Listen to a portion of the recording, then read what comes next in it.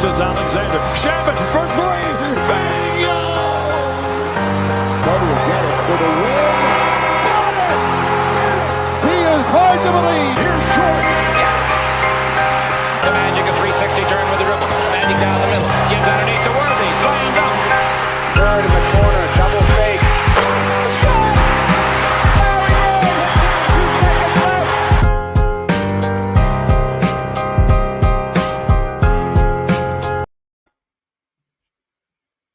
What's going on, guys? Welcome to another episode of Dime Dropper. Before we get started, please make sure to subscribe on YouTube at Dime Dropper Podcast, Apple Podcasts, follow us on Spotify, and of course, to follow us on all social media platforms at Twitter, Instagram, and Facebook at Dime Dropper Pod. For tonight's episode, it's going to be a little something. I want to start off by saying I know the Clippers won by a lot tonight, and I'll get into that briefly, but I didn't catch the game. I'll talk about the Lakers for a second. But first, as you see the title of the video, the World Cup draw happened today. A very important day for a diehard fan of the game like me. There is just no question what the best sporting event in the world is.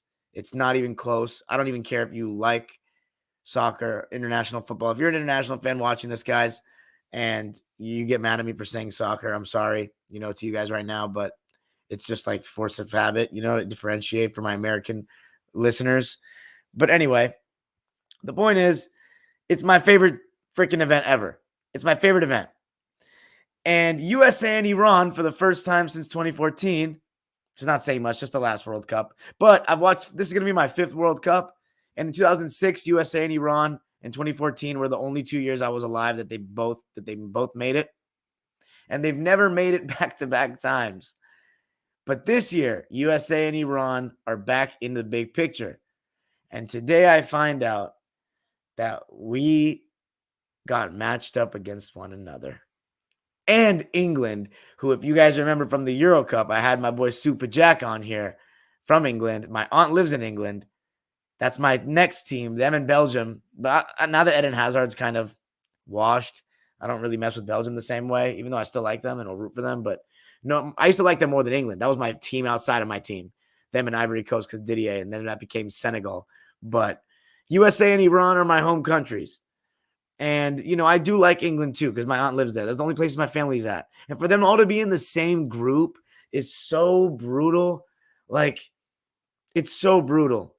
I heard about World Cup 1998 in France and how Iran beat the U.S. and it was a really big embarrassment for the U.S. and everything like that. But, man, oh, man, it just doesn't get worse. Like, the fact that I have to choose, the fact that I don't get to root for USA and Iran for 3 games, it's so brutal. And so for those wondering, who do I want to win? Well, this is how I look at it, right? Going to the East Coast enlightened me a lot about how Americans really view the beautiful game. And it's not popular. It's getting bigger. But most people don't think it's a good sport. They think it's boring. They think it's 11 men or 10 men kicking a ball around, no goals. They don't see the beauty that I see in the game because they weren't born with it. They weren't grown up on. They didn't get raised on it. When you have immigrant parents, and a lot of people in Los Angeles have immigrant parents, you're exposed to it at a young age. And I was exposed to the 06 World Cup, and I was exposed to playing with it with the family at, the park and stuff like that. So it's always been in my life next to basketball. And, my parents from Iran, like anywhere else besides, like, I guess, the Dominican or Caribbean, Caribbean areas, you got DR, Cuba, those areas as well. And some areas in Asia, I guess, but South Korea, Japan, all them, they're pretty into it as well. Everywhere in the world, you get my point. Damn near outside of America. And it just sucks. The point is USA doesn't care. I learned over there in the East Coast that the USA does not care that much. Yes, we have our fans, the fans of the sport, but it doesn't matter. When the World Cup comes, a day that the US is playing, the people that know the U.S. is playing are watching. The people that care at all, which is not as much that many people.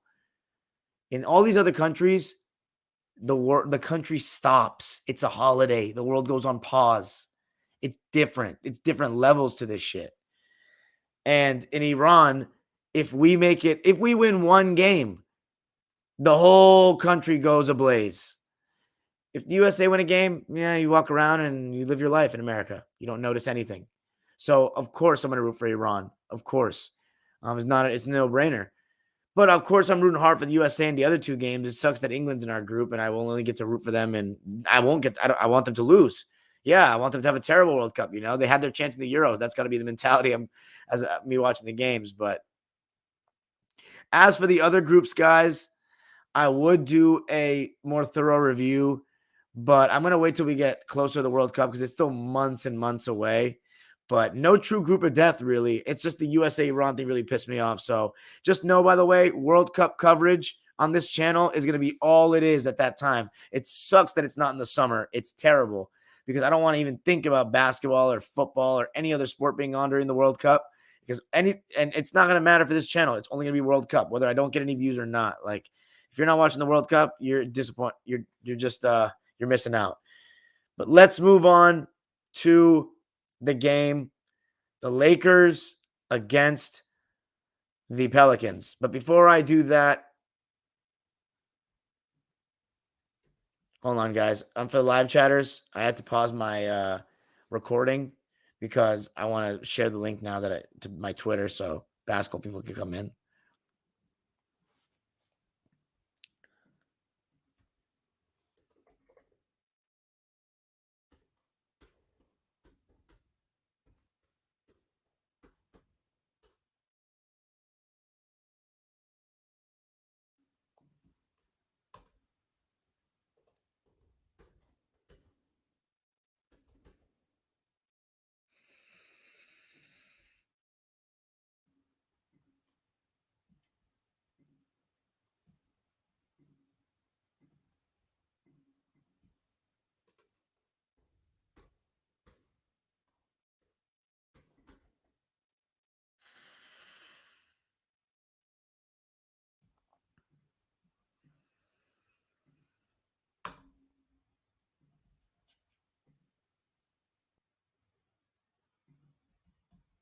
All right. Let's get this show on the road, baby. How everybody doing? Throw some comments in there. Throw some comments. Yes, sir. All right. Let's get to the Lakers, who played the New Orleans Pelicans in a crucial game tonight. And LeBron James and Anthony Davis saw their returns tonight. And you've got to be happy about that if you're a Laker fan. You know,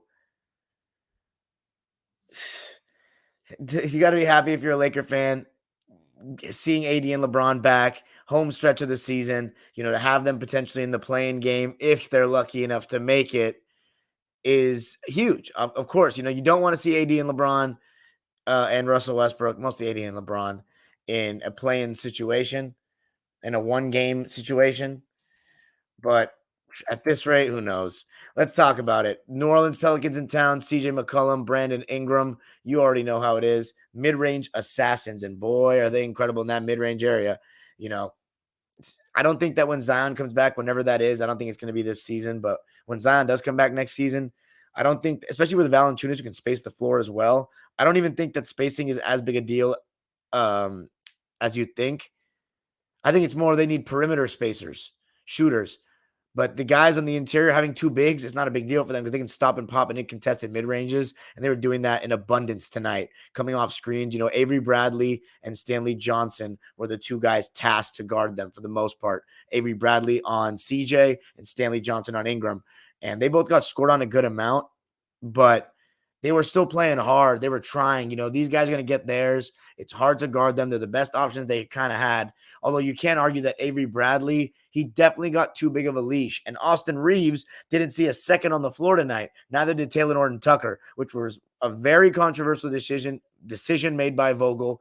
And Vogel said it after the game, this was basically a playoff game. This was our rotation. So that means after all these weeks, Frank Vogel does not want to play Austin Reeves and THT in the do-or-die game, which is insane to me because Avery Bradley, you know, his offense does not warrant – his defense is not as good as it used to be for one because he's older, And also the NBA has changed. Back in the day, he used to be able to play more one-on-one defense. Now it's constantly putting him through screens. He's a step behind because he's a little bit older. And, at times he's a little bit over-aggressive as well. Guys get into their mid-range area and use his momentum against him and step back to create separation when he's leaning. And Brandon Ingram and CJ McCollum, especially CJ McCollum, got him on that a couple times. And his defense doesn't warrant his poor offensive performance is what I'm trying to say. And he played 34 minutes tonight. And here's the thing. I'm being a little picky, though, because 4 of 5 from the field, 2 of 2 from 3, including a 3 to cut it down to 1 late, and 10 points in the game. That's pretty good for Avery Bradley. So maybe I'm spending too much time talking about him. But he wasn't perfect, guys. I'll just tell you that. His stat line does not do him justice. He still had some moments where he was just not great, and it doesn't warrant Austin Reeves not playing a minute for starters. That being said, first quarter, I only caught the end. I saw Anthony Davis was 1 for 3. Russ off to a tough start again, like we've seen so much in 2022. And it was a 5-point Pelicans lead after 1. Second quarter, Lakers kind of clapped back. LeBron had 15 points in the first half. I thought his defensive energy was a little better. Russ, though, cannot make a jump shot, man. In 2022, he just can't make jump shots. Like none. It's insane. Because in the beginning of the season, he had that left side bank shot down. Despite the fact that he would still get his viral misses, he still made it sometimes. Now, he does not hit any jumpers at all, and people know that. Teams go underneath all the screens, and when he's coming to the paint, guys are, not up on him, so they're not getting beat. And he's running into traffic, and he can't get off the ground the same way he used to either. Third quarter, again, pretty even. Lakers did not get stops, but I will say this. Overall, Laker defense did look better tonight by virtue of just Anthony Davis being out there, because now when you're putting Laker bigs in the pick and roll, you're putting Anthony Davis in the pick and roll when Dwight Howard's not out there, and Dwight only played 22 minutes. We saw a good amount of AD at the 5, and for him to play 37 minutes his first game and get a double-double was impressive, and you'd be happy to see that if you're a Laker fan. However, it was almost like he didn't miss the day. He got back into the swing of things. He had 23 points, 12 rebounds, 6 assists, did not look as good defensively as he normally would, and obviously didn't look as good offensively as he normally would, but he has games like this offensively when he's fully healthy, where he takes way too long on the catch, which he was doing many times tonight, constantly waits 3 seconds at least before he starts making his move, gives the defense a chance to set, gives your defender a chance to relax. He needs to go watch some film on guys like Kevin Garnett or, even great centers. But he takes way too long, for one. Secondly, he shoots too many jump shots. Although tonight, he only shot 2 threes and he made one of them, and one of them was a step back 3 in the corner in the third. And that was an impressive shot, contested over Larry Nance. So I'm happy that Anthony Davis, if you're a Laker fan, you're happy that Anthony Davis did not fall in love with the 3-ball, but a lot of mid-ranges, a lot of just, he still shot well, but there were just times where a lot of minutes went by and didn't touch the ball, especially in the third quarter when it was a LeBron show. And that's what, you're kind of seeing more in this 2022. After Russ started getting booed and had this huge slump, he's kind of gone off the ball more and he's turned the ball over less. And LeBron is just kind of playing LeBron ball now the last 3 weeks or so, or a month. Kind of since that Knicks game, as he started to score these 50 balls and really go for the scoring title, because I think he's realized that, there's not much left in this season. They're not going to win a playoff series. They may not even make the playoffs. They may not even make the play-in with this loss tonight. And LeBron in the third quarter had one of his great quarters of the season. He had 19 points. He was getting to the basket. He was making threes. He was pushing the ball in transition, getting Malik Monk some points. And the Lakers took a 5-point lead. And he was playing defense. He had a nice hustle play. Where he kind of dove into the crowd.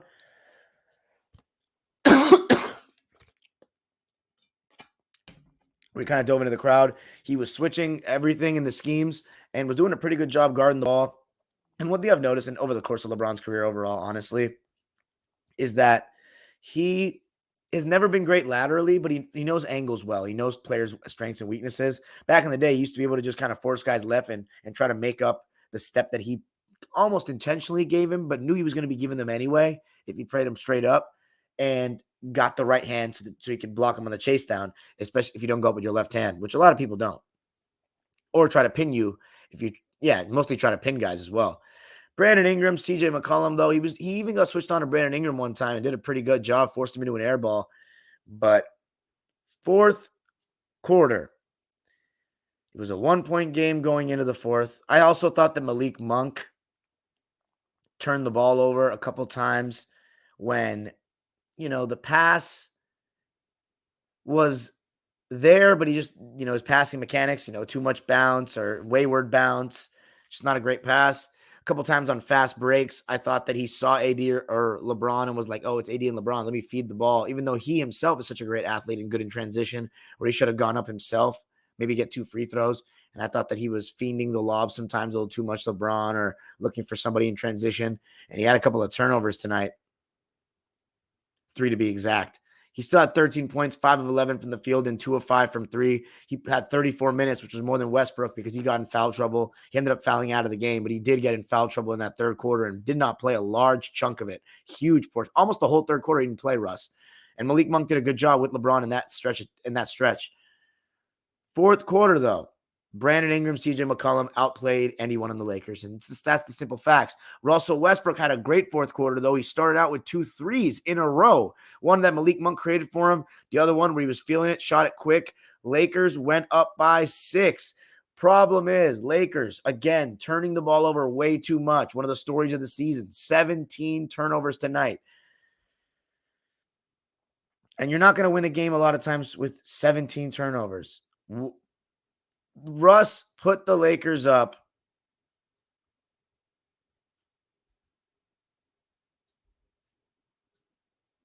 Russ put the Lakers up 96-90 with 9 minutes to go in the game. This was with LeBron on the bench. It was him and Anthony Davis in the game.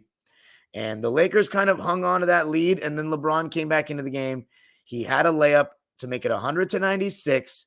And I remember, I've talked about this statistic before this season. With 4 minutes left in the game, in games that LeBron has played, if the score is within 5, what is the Lakers' record? Well, now after tonight, 10-14. 24 games within 5 points with 4 minutes to play with LeBron James, and he's just not been able to close this season. I've mentioned it many times, and it's crazy because he was in rhythm. He was playing a great game. He was efficient. He even shot a heat check from 35 feet, damn near, that almost went in the third quarter. He scored when he came back in the game, within a minute of coming back in the game, to make it 100-96. And then directly after that, he sagged off too hard on Herb Jones, I remember, and he hit him in the corner, made it 100-98. He overhelped on CJ McCollum when Avery Bradley was in his jersey.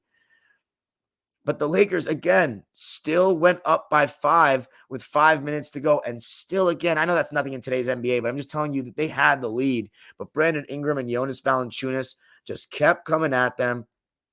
And Anthony Davis, when he made this left-handed layup on the drive going left to make it 106-103 Lakers with about 4.5 left, I thought they were probably going to close it out because I just figured they have LeBron and Anthony Davis tonight.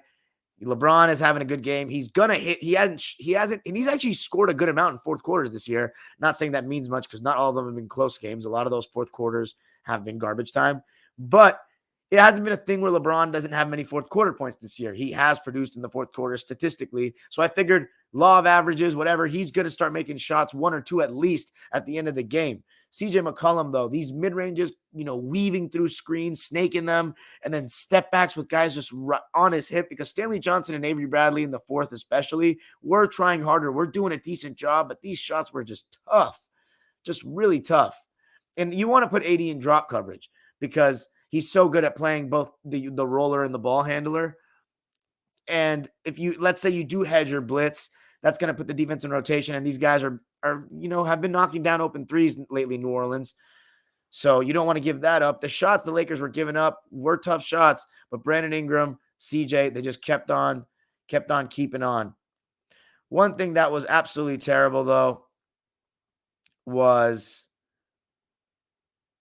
Anthony Davis, or I shouldn't say terrible, but as the game wound down, Anthony Davis started missing jump shots. He missed, one was a floater actually from LeBron, a floater that he hadn't shot all season, this push shot. I'm sorry, not all season, all night, from my memory, unless he shot in the first quarter, the first 2 shots that I missed.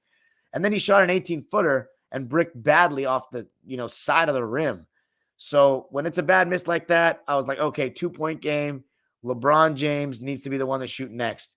Even though Russell Westbrook weirdly had the most points in the fourth quarter for the Lakers, and you just didn't see him shooting down the stretch like that, except for the lob that he got. So by the way, to give you guys, for those that didn't watch the game, there was a tip that Jonas Valanciunas was fighting for the glass, if I'm not mistaken. Anthony Davis fouled him. Jonas made both free throws to put the Pelicans up 112-108 with just under 2 minutes to go. LeBron turned the ball over, and he turned the ball over a lot tonight. LeBron turned the ball over, but they still managed to get a stop. Russell Westbrook they got a stop and got out and ran. Russell Westbrook got fouled, but they did not call it on a lob attempt, a layup on a lob attempt. And he did not get back on defense, but CJ bailed the Lakers out by missing a potential dagger wide open mid-range that he missed. And then LeBron went full speed, made a nice pass to Avery Bradley. I think it was Ingram, actually. I'm sorry. Oh, no. Yeah, CJ did miss. And then LeBron went to the basket and got blocked by Brandon Ingram, but he had made a face that he got hit in the face. And he was slow to get back as well. But the Lakers got lucky again with you know what happened? The Pelicans waited. They could have gone early, and they had numbers when LeBron was still back the other way, but they wanted to kill clock. Ingram shot a contested shot and missed. That's when LeBron kicked it to Avery Bradley in the left corner for an open 3 that made it a 1-point game. Now, then the Lakers make a ridiculous decision of not fouling for 5 or 6 seconds at least, and everyone, it seemed, except Ingram and CJ McCollum had touched the ball, and they didn't foul any of them until the ball got to CJ, who obviously made both. I mean, just low IQ basketball, and then just when you think maybe they got a chance, LeBron gets 2 guys in the air with a great utilization of pump fakes and airballs the game-tying shot attempt. I mean, are you kidding me, man? Like, LeBron's definitely the least to blame for this game, but man just cannot close this year. Like, seriously, unless he's really hot.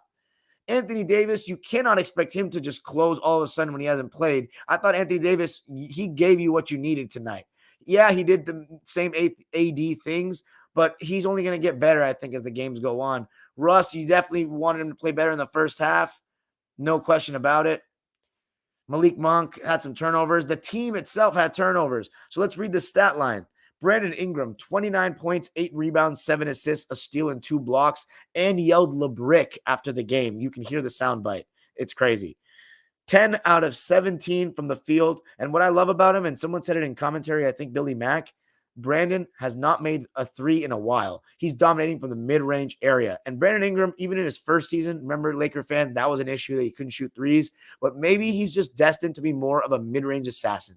And that will pay off for him in the long run. I guarantee it. And we could start seeing that in a postseason game this season in the play-in. I just don't know if I want to be the team that plays them, we being the Clippers.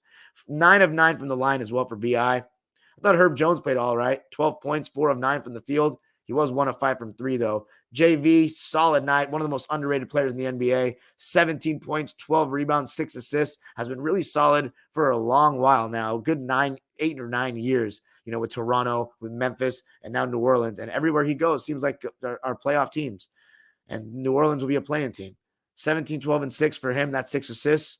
6 of 10 from the field, 1 of 2 from 3, 4 of 5 from the line. And then CJ, my player of the game, 32 points, 12 of 23 from the field, 4 of 8 from 3, 4 of 4 from the line, 7 rebounds, 4 assists, 2 steals. He was awesome. For the Lakers, Dwight Howard, not even relevant, 6 points, didn't really play much. Already said Avery Bradley and Malik Monk, 13 for Monk, 10 for Bradley. Only 4 minutes for Wenyen Gabriel tonight. Don't know how much I agree with that. Augustine got 16 minutes. He was okay. He was +2 on the court. I feel like that's his most relevant statistic because he was all right. It seemed like they did win those minutes, so he just wasn't too involved. Made 1 3, missed a 3 where he shot too quick in the possession, too early in the shot clock. And then, of course, the stars. Russell Westbrook, 5 of 15, only 33% shooting. 2 of 4 from deep, though. Obviously, made the last 2 he shot. 12 points, 4 rebounds, 5 assists. You've just seen Russ become less ball dominant as the season's gone on, and it's definitely not paid off well for him. Anthony Davis, 23 points, 12 rebounds, 6 assists. Those numbers look better than his performance, I'll tell you that. 8 of 17 from the field, and a big reason the Lakers lost, free throws. LeBron about his season average, 9 of 12. So, that's got to live with it there. AD, though, 6 of 9, 66%. Even one free throw makes a difference because that means that the Lakers don't need to go for a 3 on that last possession. And then LeBron. Another amazing stat line, 38 points, 8 rebounds, 4 assists, 6 turnovers, though, -2, 13 of 23 from the field, 3 of 8 from 3, 9 of 12 from the line, had an amazing third quarter, did not score more than 2 points in the fourth quarter. So Lakers are in real jeopardy now of not even making the play-in, and that would be this season's already a colossal embarrassment, but that would be another level, man. That would be a blemish on everyone. I don't care if LeBron's averaging 30, him too. Everyone. Vogel should lose his job. He's going to lose his job. There's no doubt. Russ is going to get traded. AD is super unreliable. You got to start questioning him at this point. And then obviously the role players. By the way, Lakers did not have Melo tonight, and I don't know if they really missed him, to be honest. But it's an embarrassment. But I don't want to get it too into the Lakers not making it because we're not going to celebrate and dance on their grave until they don't make it. And the reason why I'm dancing on your guys' grave is because you danced on my grave when we lost in 2020. And all the Lakers have done since with LeBron teams, all you do is run their mouths and the media sets them up for failure. So I am going to dance on their graves till LeBron's out of Los Angeles and stops building these super teams every year. And it's just this constant championship pressure. When the Lakers have championship pressure and fail, I'm grilling. You know what I'm saying? And once LeBron leaves, and we don't have all this talk and the LeBron fans and the Laker fans uniting as one evil empire, then we'll go back to not disliking the Lakers anymore. And we'll still talk about them and still clown them when they deserve to be clowned. But it's not as fun. Anyway, let's talk about a team that is just unbelievable right now, and that's the LA Clippers. After a disappointing game last night in Chicago that I talked about, check that recap out on all platforms and YouTube. But we didn't have Reggie Jackson tonight, didn't have Marcus Morris Sr. tonight, obviously no Norman Powell, no Paul George, but the Bucks went load management city as well, top down. And it's like insane. Like, who wants to watch a game like that, though, if you don't support those teams? Seriously, who wants to watch a game with those players? It's not a good product. It's not good for everybody resting. Anyway, 153. I read, yes, you're hearing that correctly. A regular season franchise record. Apologies, Clipper fans. I will watch this game because 153 with all those guys I just said out to 119. Insane. 23 for 43 as a team from deep, and the main man having his career night. The guy I watched right in front of my eyes do the Meet the Player a couple weeks ago during the Raptors vlog. Robert Covington, 43 points, 11 of 18 from deep. I would love to know if that 11 threes is a Clipper franchise record for an individual, because that is ridiculous. To go along with 8 rebounds, 2 steals, and 3 blocks. And then I'm looking at the stat line, 23 for Kennard. You'd expect him to have some threes, 3 of 8 from deep. Amir Coffey, 32 points for the Brewmaster. That's insane. And Terrence with 18. But 32, 6 rebounds, 7 assists, and 4 steals, and 0 turnovers for the Brewmaster. 10 of 16 from the field and 5 of 9 from deep. So we are firmly in that 8th spot. Several games below we're 6 games below the Wolves. So we're not catching them. And then we're 3 games above the Pelicans, 3.5. So we have to be a little cautious. And we do play them one more time this season on Sunday, which I will be in attendance for my last regular season game of the season before I go to the East Coast. Lakers making the play-in is going to be interesting, man. I hope I can find a way to do something if it's a crucial situation. I'm in the East Coast because I have to talk about them. By the way, the New York Knicks and the Washington Wizards officially done. The Wizards finishing where I thought they would finish. Not the exact spot, but not in the play-in, along with the Pistons and the Magic. But I'm not going to lie. I was definitely wrong on the Pacers and the Knicks. They are being replaced by the Hornets, who I said would have a chance. I had them right outside of it. And then the Cavs, who have been the surprise, one of the surprises of the season. Hornets and the Clippers are both guaranteed play-in. Dallas Mavericks, Memphis Grizzlies, Boston Celtics, and Milwaukee Bucks have recently clinched playoff berth. So congratulations to all those teams, even though I despise the Memphis Grizzlies. And the Warriors somehow haven't clinched. I don't know how that works with the Mavericks below them in the standings. But the 10 play-in teams and playoff teams for the East are confirmed. The Atlanta Hawks have secured it.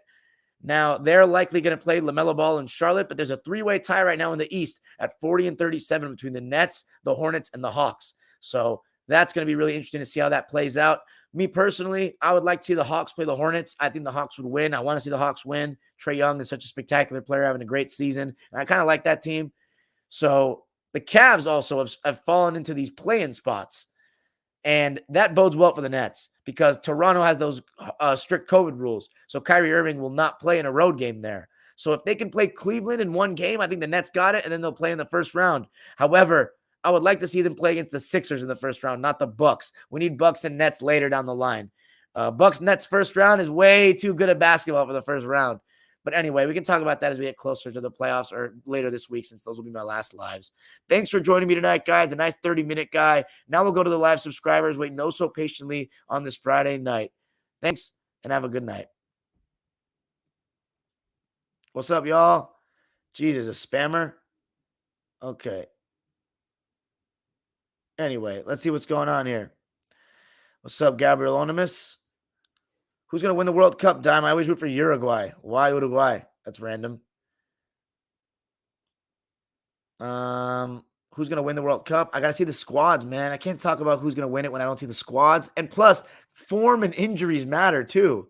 You know what I'm saying? I can't predict right now. If you want me to predict right now, I'm just going to say France because they're defending champs. You know how I do.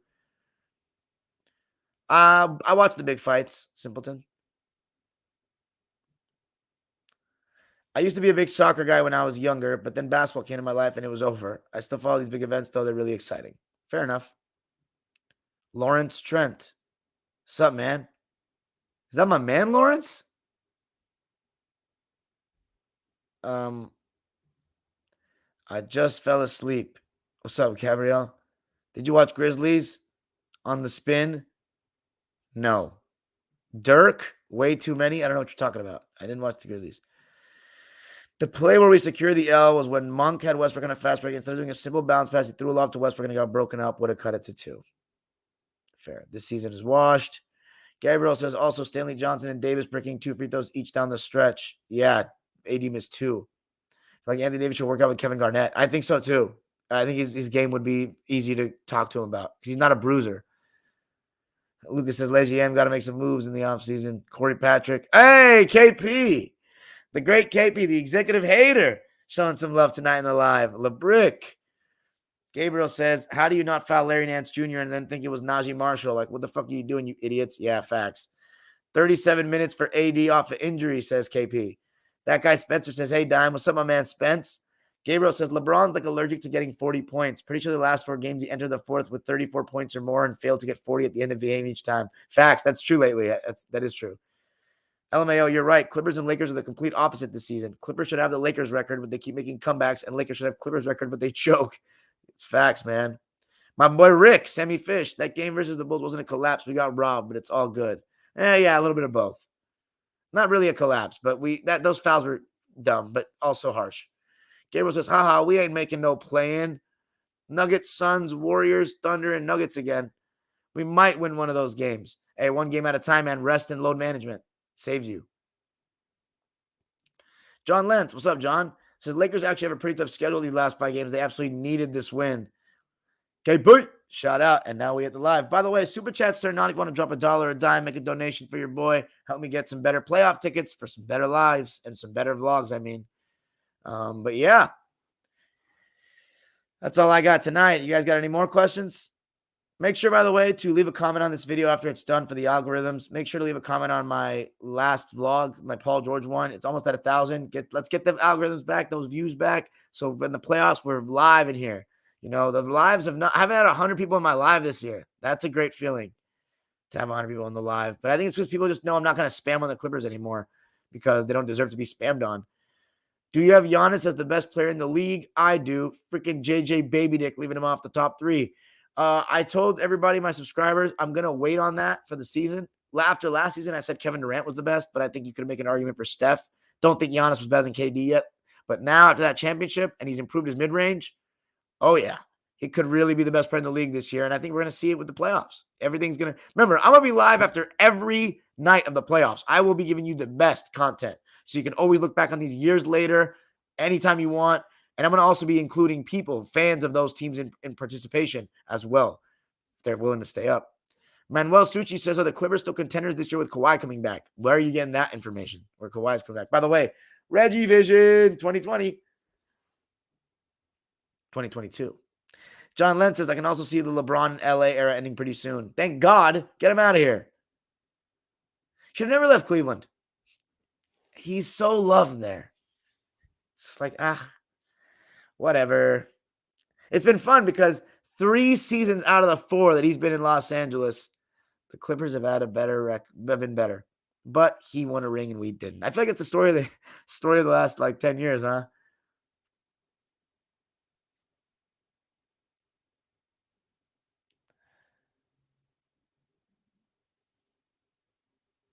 Any last questions, gentlemen? 36 minutes on the dot. All right, y'all. Have a good night, everybody. Thanks for joining me. I'm not going to be live tomorrow. I'm happy you guys tuned in tonight. I said I pump fake last live and said it was going to be my last live of the season, but it wasn't. I'm going to title this video something differently, by the way, just to get people's attention for the clickbait. World Cup reaction to the World Cup draw. But Sunday, I said I would be live. However, I don't know. Anyway, peace out, guys.